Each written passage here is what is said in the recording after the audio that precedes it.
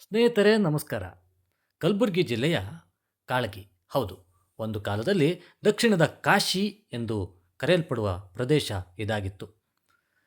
ಶ್ರೀ ನೀಲಕಂಠೇಶ್ವರ ದೇವಸ್ಥಾನ ಮತ್ತು ಸೂರ್ಯನಾರಾಯಣ ದೇವಸ್ಥಾನ ಇಲ್ಲಿಯ ವಿಶೇಷವಾದದ್ದು. 12 ಜ್ಯೋತಿರ್ಲಿಂಗಗಳ ಮಾದರಿ ಇಲ್ಲಿ ನೋಡಬಹುದು.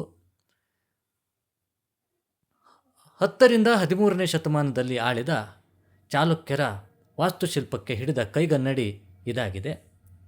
ಈ ಊರಿನಲ್ಲಿ ಎಲ್ಲಿ ನೋಡಿದರಲ್ಲಿ ದೇವಸ್ಥಾನಗಳೇ ಮತ್ತು ದೇವರ ಒಂದು ಮೂರ್ತಿಗಳನ್ನು ನೋಡಬಹುದು.